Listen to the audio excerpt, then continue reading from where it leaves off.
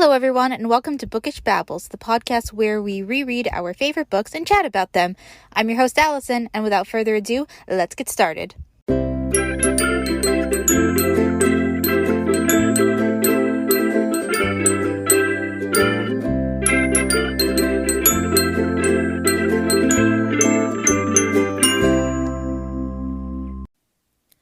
Hello, everyone, and welcome to episode 27 of Bookish Babbles.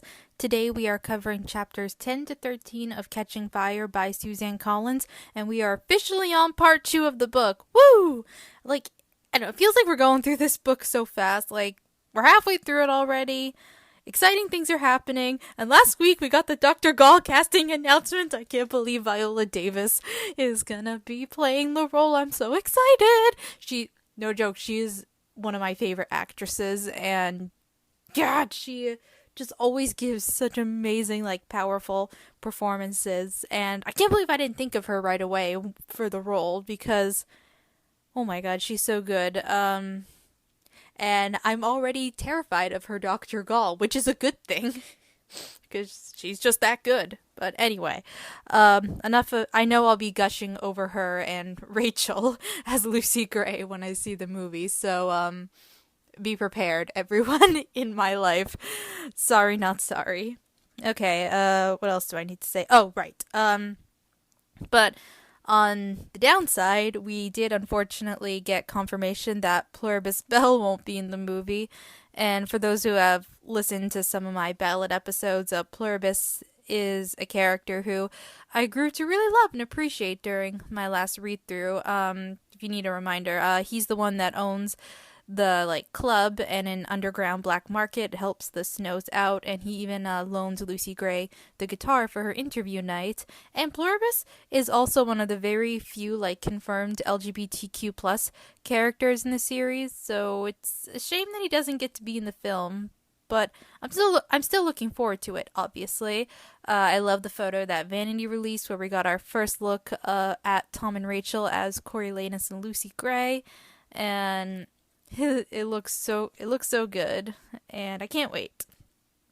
Although I hope they don't, especially marketing for the movie, I hope they don't romanticize the Coriolanus Lucy Gray relationship too much, because it's not a real love story relationship. I wonder if they're just bumping that up for, marketing purposes to try and sell it to audiences, because that's not a real romantic relationship. Coriolanus just wants to control Lucy Gray and just likes her when she's making him look good. Yeah, because that's not true love, from my understanding. Anyway,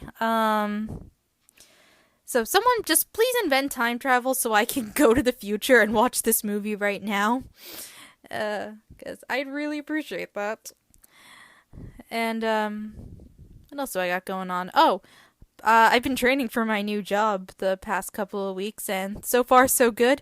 In 90 days I'll have benefits, so that's really exciting. And I'm already looking forward to having paid time off and planning trips, because I love to travel. Alright, and one more thing before we get started. The poll winner. So the next book tag I will be doing is the original tag by my friend Sarah. So woo! Yay!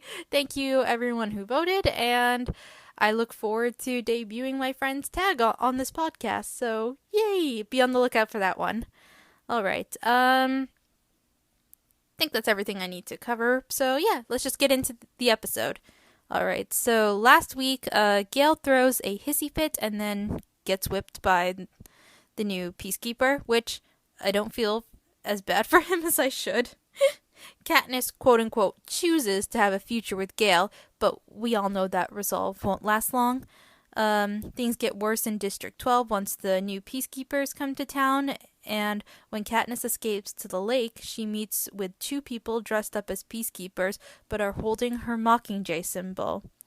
This week, Katniss meets two runaways, Bonnie and Twill, and they tell her about the uprisings in District 8. She has her wedding dress photo shoot, and they get some surprising news about the Quarter Quell. So with that being said, let's dive into Chapter 10.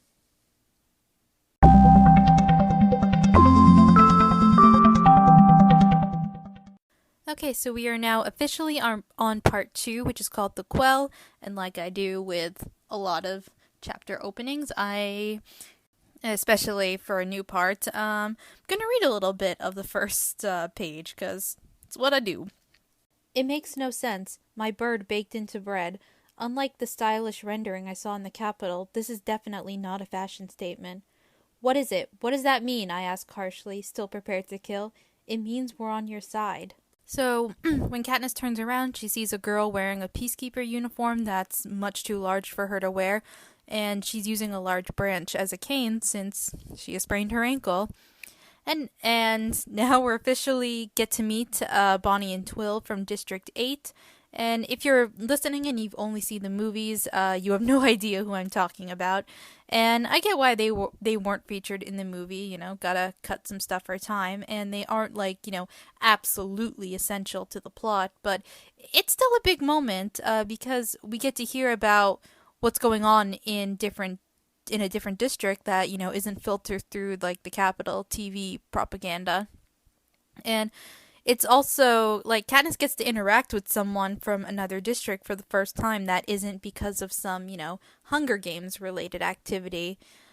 Twill is a woman in her 30s and Bonnie is the young girl who also happens to be one of Twill's students.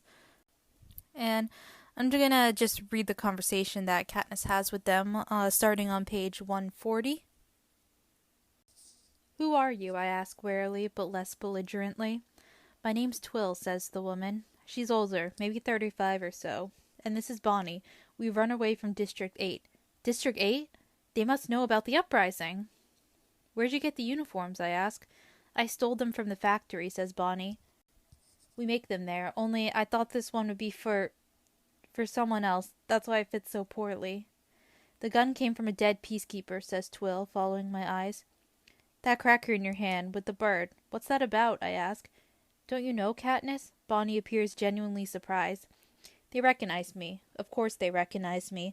My face is uncovered, and I'm standing here outside of District 12, pointing an arrow at them. Who else would I be?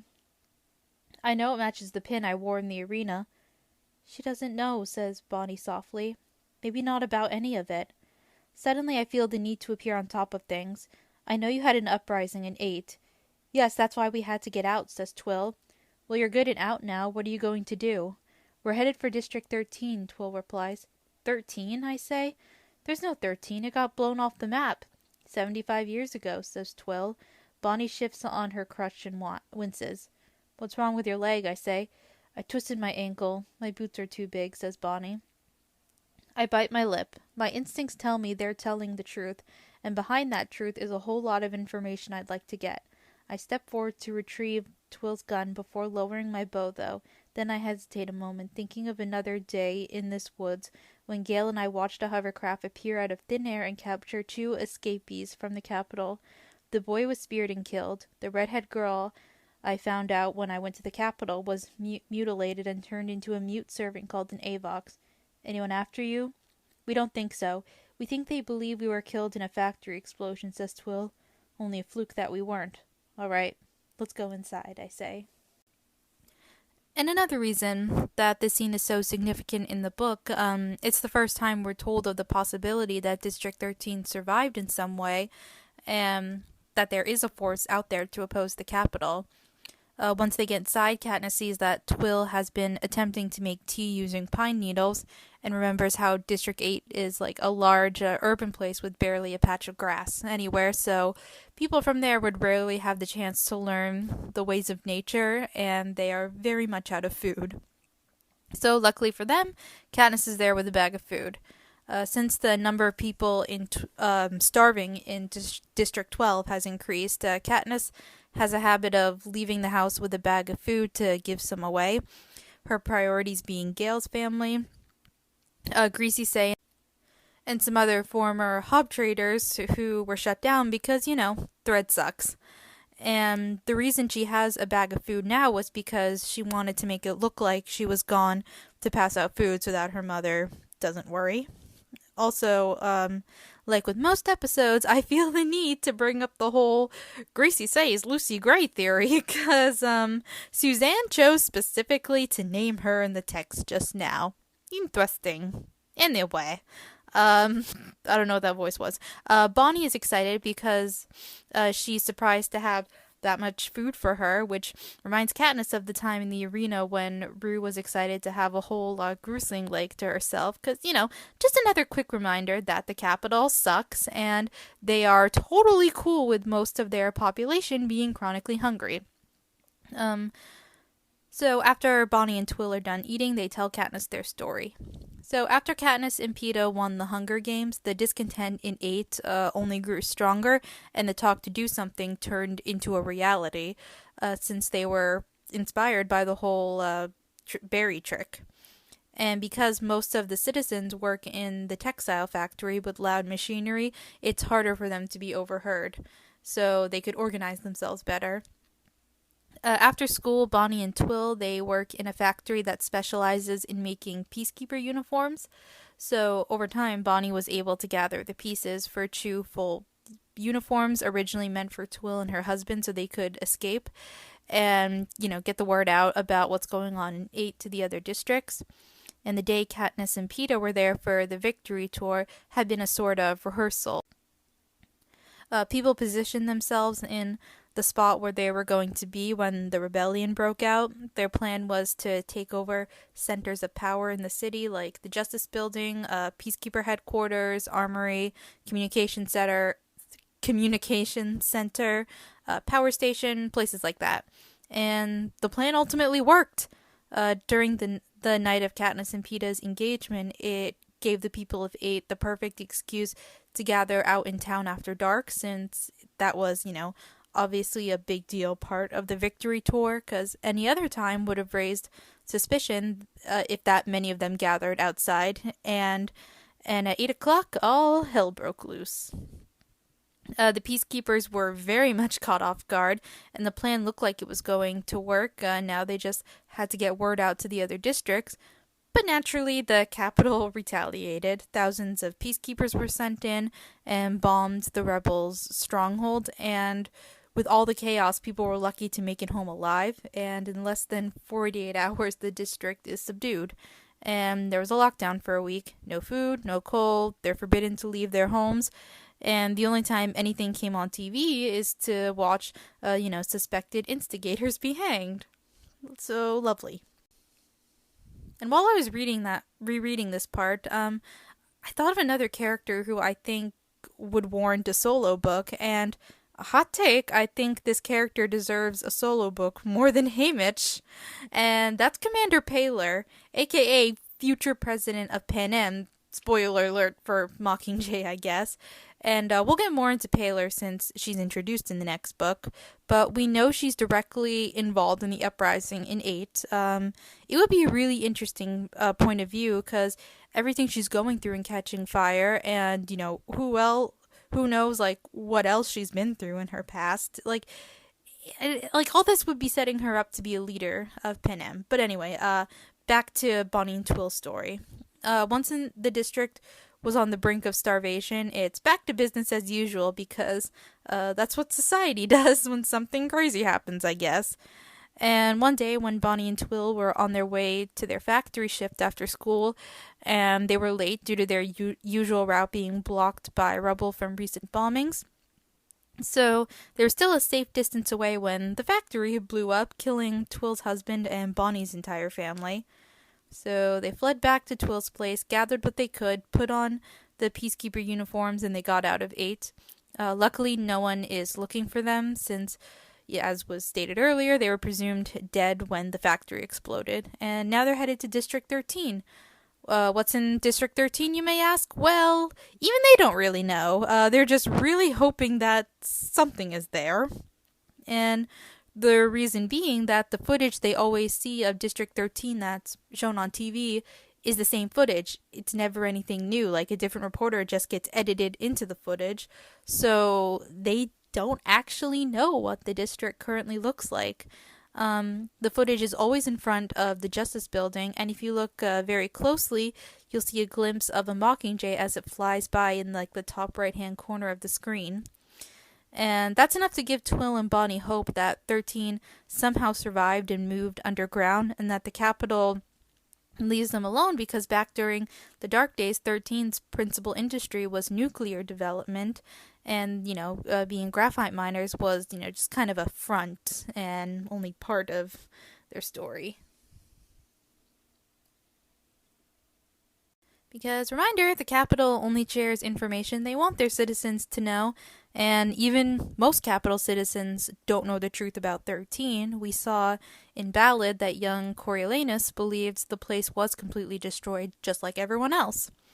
Then Katniss starts to feel a bit hopeful that 13 is alive, that there could possibly be a force out there to finally oppose the capital, so... with that being said, I'm gonna do a quick reading. Starts toward the bottom of page 147.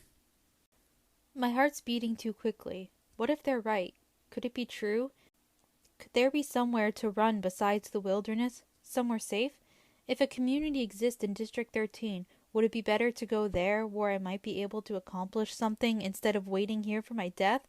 But then, if there are people in District 13 with powerful weapons... Why haven't they helped us, I say angrily. If it's true, why do they leave us to live like this, with the hunger and the killings and the games? And suddenly I hate this imaginary underground city of District 13 and those who sit by watching us die. They're no better than the capital. We don't know, Bonnie whispers. Right now we're just holding on to the hope that they exist. That snaps me to my senses. These are delusions. District 13 doesn't exist because the capital would never let it exist. They're probably mistaken about the footage. Mockingjays are about as rare as rocks, and about as tough. If they could survive the initial bombing of 13, they're probably doing better than ever now.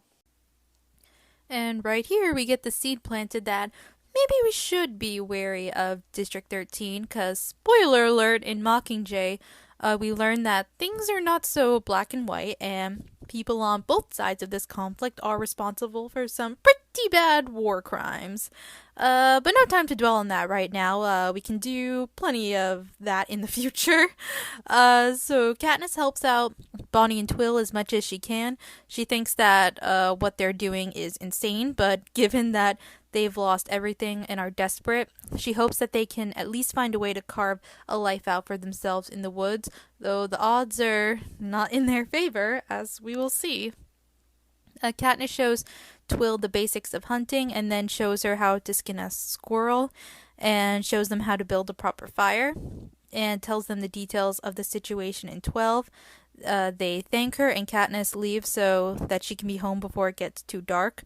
And just like with most chapters, I'm going to end this with a reading since Suzanne is showing off her good writing yet again.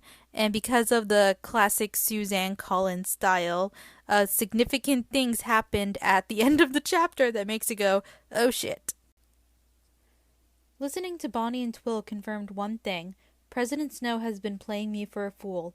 All the kisses and endearments in the world couldn't have derailed the momentum building up in District 8. Yes, my holding out the berries had been the spark, but I had no way to control the fire. He must have known that. So why visit my home? Why order me to persuade the crowd of my love for Peeta? It was obviously a ploy to distract me and keep me from doing anything else in Flamori and the districts, and to entertain the people in the capital, of course. I suppose the wedding is just a necessary extension of that. I'm nearing the fence when a mockingjay lights on a branch and trills at me. At the sight of it, I realize I never got a full explanation of the bird on the cracker and what it signifies. It means we're on your side. That's what Bonnie said. I have people on my side? What side? Am I unwittingly the face of the hope for rebellion? Has the mockingjay on my pin become a symbol of resistance? If so, my side's not doing too well. You only have to look at what happened in 8 to know that. I stash my weapons in the hollow log nearest my old home in the seam and head for the fence. I'm crouched on one knee preparing to enter the meadow, but I'm still so preoccupied with the day's event that it takes a sudden screech of an owl to bring me back to my senses.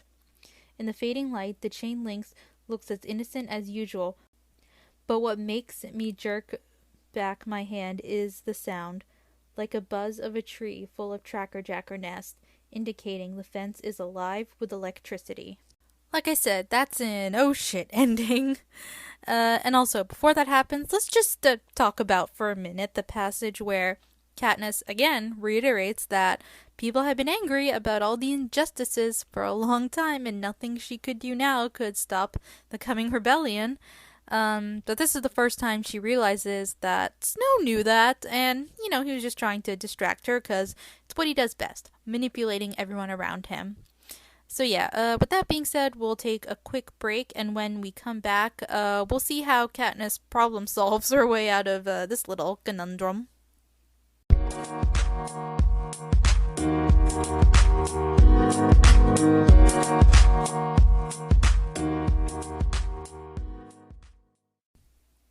Alright, we are back, so we are picking up right where we left off. The electricity on the fence is now turned on, and Katniss is stuck outside of it. So almost immediately, Katniss backs up into the tree line out of sight so that hopefully no one spots her. And needless to say, her mind is now racing, and she worries that Thread knows she escaped into the woods that day and set this whole thing up as an excuse to arrest her. And while Katniss has gotten caught outside of the woods before with the fence on, it always eventually turned off, but now she's not so sure. Plus, her family doesn't know where she went today, so it's more important than ever that she get to the other side of the fence. Plus, it's a little too convenient that the power on the fence, turned back on the same day that she escapes into the woods for the first time in a while, because let's not forget, it was near the fence that Gale kissed Katniss, and Snow found out about it. So it's not hard to believe that there would be a camera nearby that caught Katniss leaving, or that she was spotted leaving, and by someone, because informers are a thing. And even if they didn't see her face, it wouldn't be hard for Thread to guess who it might be. So Katniss scans the meadow and doesn't see any signs of peacekeepers, at least, so the best plan is to get back on the other side and just pretend she never left. Obviously, she can't touch the fence because it would leave a very big mark, and she can't go under it because the ground is practically frozen and it'd be dangerous to burrow under anyway. So her only option is to go over it. Katniss hikes for about a mile along the tree line before she finds one that'll work, an old maple tree with a branch that hangs above the barbed wire. And I can't help thinking, is this the hanging tree from the Ballad of Songbirds and Snakes? Because I went back to my copy of Ballad, and the first hanging scene, Coriolanus describes it as the tree as having the same kind of branches as the one Katniss is climbing right now. And he doesn't specifically say that it's a maple tree, but then again, Coriolanus grew up a privileged city boy who had never seen a forest before. He probably considered knowledge like knowing the different kinds of trees beneath him. After all, we know how he feels about the forest and things that can't be controlled. And also, we know that the hanging tree is at the edge of the forest, and obviously the one Katniss is climbing is sitting at the edge because, it's the best one she uses to get over the fence. Anyway, it's a theory. Let me know what you guys think. So Katniss makes it up the tree right onto the right branch, but now she has to drop 25 feet. That's very risky, but no other choice. And as I'm sure we can all predict, Katniss is injured from the fall, specifically her tailbone and left heel, and she probably broke something. The good news, though, was that she can still walk, but still has to try to hide her limp as best she can. Before going home, Katniss stops at some of the shops that are still open in order to give herself a little bit of an alibi, so she buys some white cloths for bandages and a bag of sweets for Prim. When Katniss walks through the front door, she's ready to collapse by the fire, but instead she's greeted by two peacekeepers.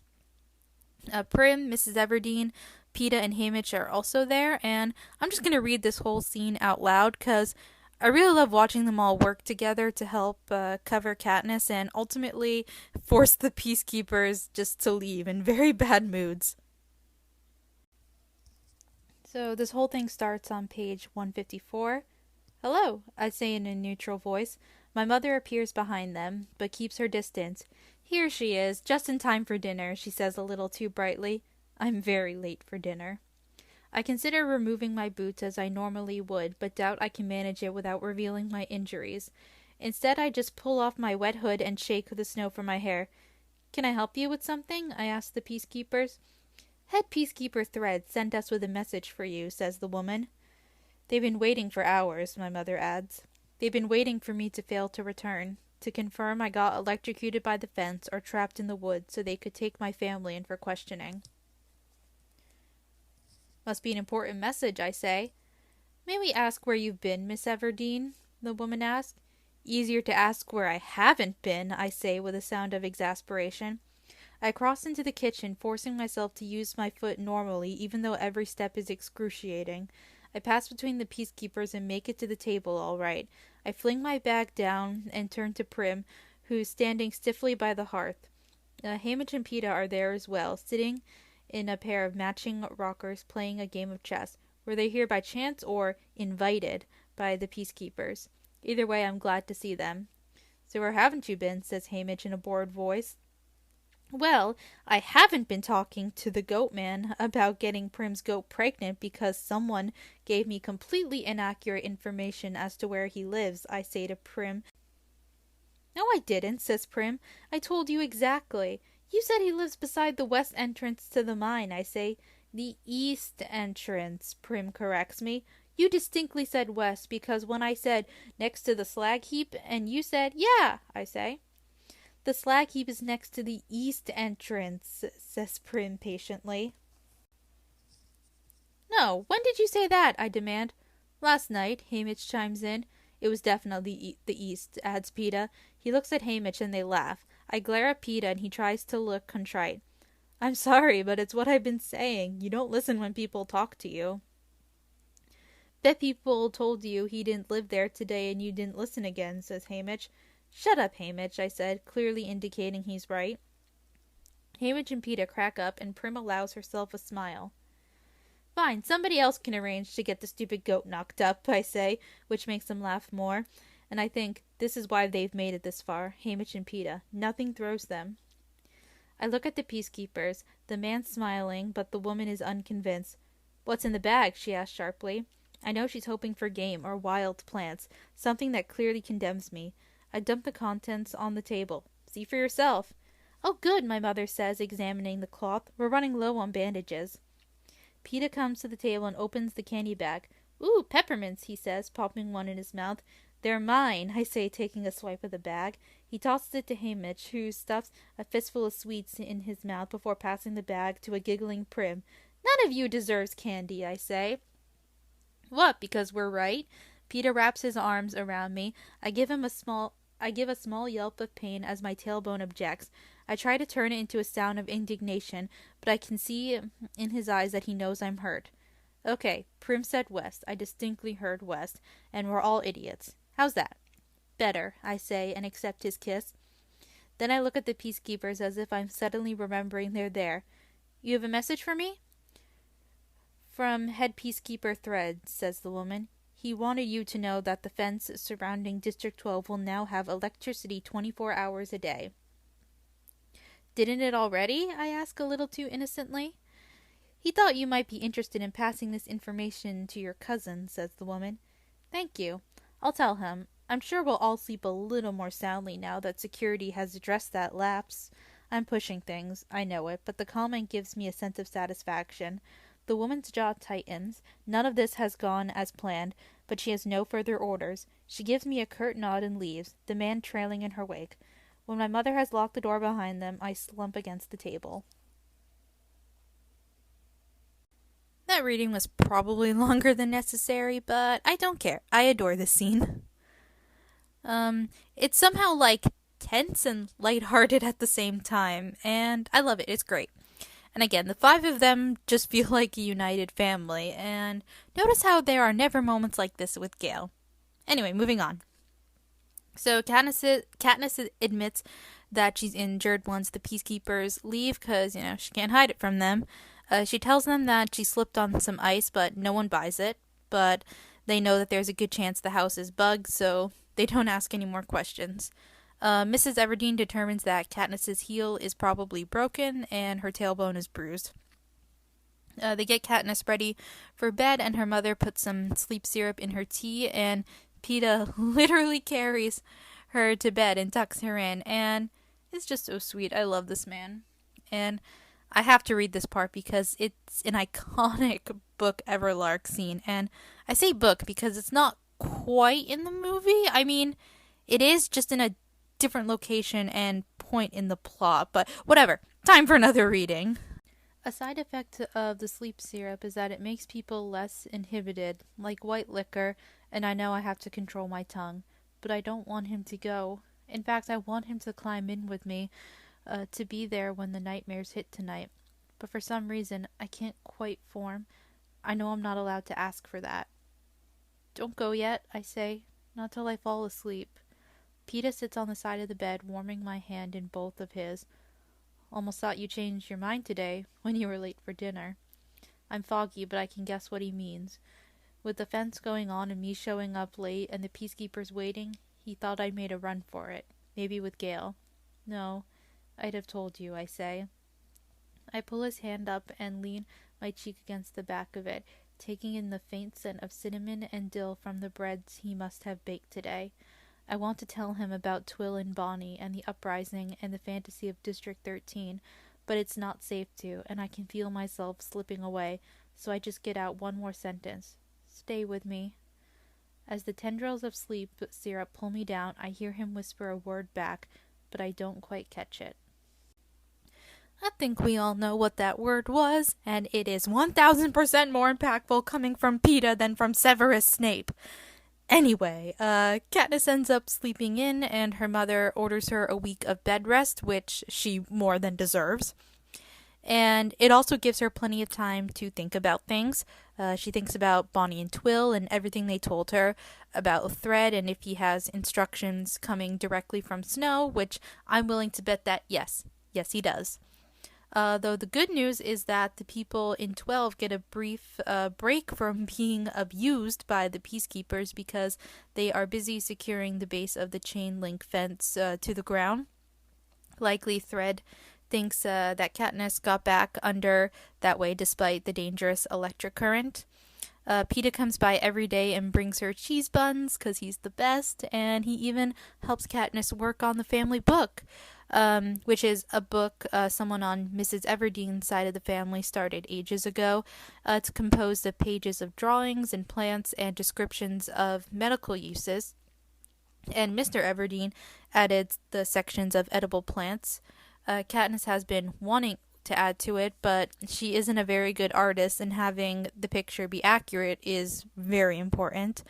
And, well, it's a good thing she's fake engaged to someone who is a great artist. And ultimately, doing the work is good for Katniss. It's quiet and helps take her mind off everything that's stressing her out. And that's honestly how I feel whenever I give myself time to play my instruments, especially the violin. I don't know, it gives me like a sense of focus where I don't think about anything else anymore. Time is meaningless, and I don't feel the need to check my phone or think about anything else. So if you play an instrument, make sure you keep giving yourself time to practice it, even if you're not playing in a show anytime soon. And if you don't play one, I encourage you to learn to do so, to at least give it a shot. This message brought to you by Bookish Babbles. Do soothing activities that relax your mind and improve your mental health. Where was I? Peeta helping Katniss with the family book. Also, I think this is probably the moment when Katniss starts to truly fall in love with Peeta, though she obviously doesn't realize it yet. Like, I'm not even going to explain it. I'm just going to read you the passage on page 161. It's quiet, absorbing work that helps take my mind off my troubles. I like to watch his hand as he works, making a blank page bloom with strokes of ink, adding touches of color to our previously black and yellowish book. His face takes on a special look when he concentrates. His usual easy expression is replaced by something more intense and removed that suggests an entire world locked away inside him. I've seen flashes of this before, in the arena, or when he speaks to a crowd, or the time he shoved the peacekeepers' guns away from me in District 11. I don't know quite what to make of it. I also become a little fixated on his eyelashes, which ordinarily you don't notice much because they're so blonde, but up close in the sunlight, slanting in from the window, they're a light golden color and so long I don't see how they keep from getting all tangled up when he blinks. Like, I don't know about you guys, but I don't think I pay that close attention to someone unless, there are budding romantic feelings. Like, I'm pretty sure she doesn't give details about Gail on this, level of intimate. Just saying. And there's like a page and a half left of this chapter, so I'm just going to read it because I don't have much more to say other than we get a little more Everlark fluff, and Katniss notices something significant on TV. One afternoon, Peeta stops shading a blossom and looks up so suddenly that I start as though I were caught spying on him, which in a strange way maybe I was. But he only says, I think this is the first time we've ever done anything normal together. Yeah, I agree. Our whole relationship has been tainted by the games. Normal was never a part of it. Nice for a change. Each afternoon he carries me downstairs for a change of scenery, and I unnerve everyone by turning on the television. Usually we only watch when it's mandatory because it's a mixture of propaganda and displays of the capital power, including clips from 74 years of Hunger Games. It's so odious. But now I'm looking for something special. The Mockingjay that Bonnie and Twill are basing all their hopes on. I know it's probably foolish, but if it is, I want to rule it out and erase the idea of a thriving District 13 from my mind for good. My first sighting is in a news story refreshing the dark days. I see the smoldering remains of the Justice Building in District 13 and just catch the black and white underside of a Mockingjay's wing as it flies across the upper right-hand corner. That doesn't prove anything, really. It's just an old shop that goes with an old tale.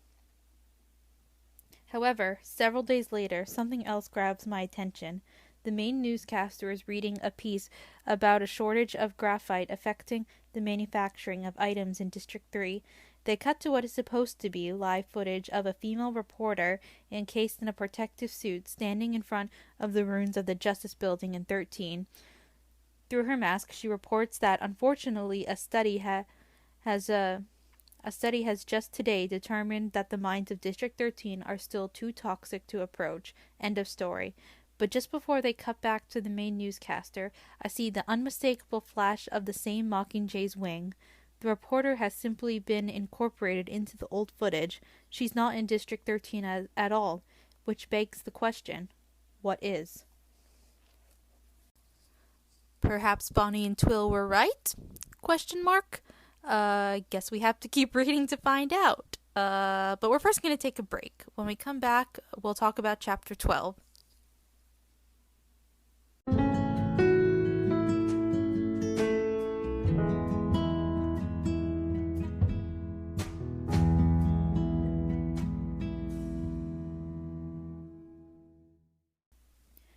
And we're back, and we're talking about Chapter 12, or as I like to call it, the chapter where we get some nice fluff that makes us lower our guard right before a major axe drops. Maybe this series is one of the reasons I developed trust issues, because it's like the second things calm down, something worse happens. So, thanks for that, Suzanne. Anyway, moving on from that, I guess. After seeing the footage of the Mockingjay in 13, Katniss now feels more restless than ever. She wants to be out doing something, but obviously still can't because of her foot. And it doesn't help that when Haymitch brings news about what's going on in town, it's always bad news, because it's always people being punished or dropping from starvation. Katniss's foot is unstable once the weather... No, wait. Katniss's foot is usable... Okay, take 2, Alyson. Excuse me. Dear God. Katniss's foot is usable once the weather starts getting warmer, and she goes to bed one night determined to go into town the next morning, but instead wakes up to the faces of her prep team looking down on her, which props to Katniss for not screaming or lashing out in that moment, especially as someone with PTSD. Like, I have strong reactions when someone wakes me up, even when it's just someone like my mom. Never mind three people I didn't expect to see in my house that day who wear enough makeup to make them look like scary clowns. At least that's how my brain would see them, first thing in the morning, after opening my eyes. And this is why Katniss is the heroine of the story and not me. So anyway, they're obviously here because it's Katniss's bridal photo shoot, here 3 weeks early. Katniss acts like she's thrilled about it, though this is when she and me should have realized something was up. Isn't everything always so obvious in hindsight? Anyway, so Vania, Octavia, and Flavius were obviously concerned about Katniss's face because of the whiplash injury, but luckily Mrs. Everdeen is an excellent healer and everything's fine now. When they ask Katniss how she got hurt, she gives the slipped on ice excuse and realizes that she needs to start getting more creative with her excuses because you can only fake slip on ice so many times, I guess. Now, me, however, I can get away with that excuse multiple times. Why? Because I'm a klutz. And everyone who knows me would buy that lie. Anyway, on the bright side, Katniss doesn't have to be waxed, at least. She only needs to be shaved, since she'll be hairless for just a few hours. The team chatters as usual, and Katniss tunes them out until she hears Octavia make a comment about how she couldn't get shrimp for a party, and this clues Katniss in on the fact that District 4 is also rebelling. And like I said before, 1 or 2 episodes ago, I can't remember, but like I've said before, I want a book about District 4 because they are so interesting. They're a career district, yet they are one of the first to start openly rebelling against the Capitol. So if you ask me back when I read book 1 for the first time, which districts I thought I would expect to start rebelling first, 4 would not have been on that list. So anyway, Katniss begins to casually ask about any other products they've had trouble getting as a way to figure out, which districts are rebelling, and she deduces that it's 3, 4, and of course District 8. So no surprise later on when we learn that victors from those districts are on Katniss's side. Cinna is there, of course. He clearly doesn't buy the slipped on ice story, but he doesn't ask questions. The living room has been cleared out for the photo shoot, and Effie is in her element, having the time of her life, ordering everyone around. And you know what? Good for her. Someone should be having a good time in all this chaos. Katniss gets to try on 6 dresses, each with their own headpiece, shoes, and jewelry, and she's very tired and hungry by the end of it since she's barely had a chance to get a few bites of food in. Prim got home in time to see the last 2 dresses, and she and their mother are happily talking about the dresses and the photo shoot, and Katniss realizes it's because they think it means she's safe, that surely the Capitol wouldn't go through the trouble of throwing Katniss a big, lavish wedding if they were going to kill her. And it just makes what's coming at the end of this chapter even sadder. And to make things even better, Katniss has a nightmare where she runs through the wilderness in a wedding dress being chased by mutts. Sounds like a great time. Katniss gets up and eats breakfast with her family, then goes out to try and find someone to talk to. She winds up going to Haymitch's house where Hazel's already cleaning up, and Katniss and Haymitch go for a walk. As they walk, Katniss updates him on everything she's learned, and he tells her about rumors of uprisings in District 7 and 11. And they also come to the conclusion that an uprising wouldn't work in 12 since they're a much smaller district who wouldn't stand a chance unless, the entire district rebelled. And Haymitch also debunked Bonnie and Twill's theory about 13 still being alive. I see what you're doing, Haymitch. But more on that later. So when Prim comes home from school that day, she's excited because the teachers told her that there was going to be some, big special event on TV that night, and she's convinced that it's Katniss's bridal photo shoot. Katniss hopes that it isn't true because she hasn't had a chance to prepare Gale for that yet, and they haven't seen a whole lot of each other since his whipping. Usually they get a few minutes of privacy together. Take 2. Usually they only get a few minutes of privacy together when walking into town, and she's learned that the rumblings of an uprising have been subdued due to Thread's crackdowns. And seeing Katniss in a bunch of wedding dresses won't be the easiest thing for him. Whatever, though. But Prim is right, because when they turn on the TV that night, Caesar Flickerman is there to host the show as usual. Cinna is also there to be briefly interviewed. Initially, he had designed 24 gowns, and people in the Capitol could vote for their favorite at each stage, and the dresses Katniss tried on were the final 6. And the presentation ends with Caesar saying that votes to pick the winner are due the following day, and tells everyone to stay tuned for the big announcement regarding the Quarter Quell. And it's the reading of the card ceremony when, they announce what the special twist for the Quarter Quell is going to be that year. So now Snow is doing another one of his speeches. First, he recaps the history and the reason behind the Quarter Quells, to help keep fresh the horrors brought on that, when the districts rebelled, which, couldn't be more poignant than right now, I guess. For the 25th games, the districts had to hold an election to choose which kids were going to be tributes that year, as a way to remind the rebels that their children were dying because of the choice they made to enact violence. And I don't know about you guys, but that seems like large-scale gaslighting to me. But no time to dwell on that.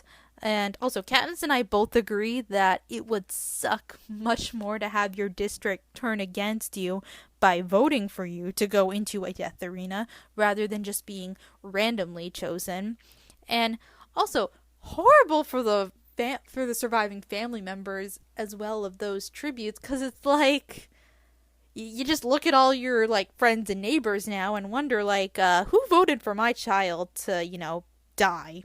Which, glad we don't get to experience that Hunger Games, because that just sounds awful.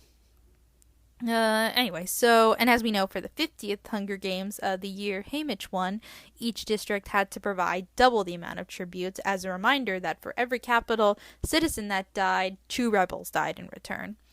And this is when Mrs. Everdeen tells us about Maisie Donner for the first time, who is her best friend who went into the arena that year and, obviously didn't make it out. And from there, I'm just going to read to the end of the chapter. And now we honor our 3rd Quarter Quell, says the president. The little boy in white steps forward, holding out the box as he opens the lid. We can see the tidy, upright rows of yellowed envelopes. Whoever devised the Quarter Quell system had prepared for centuries of Hunger Games. The president removes an envelope clearly marked with a 75. He runs his finger under the flap and pulls out a small square of paper.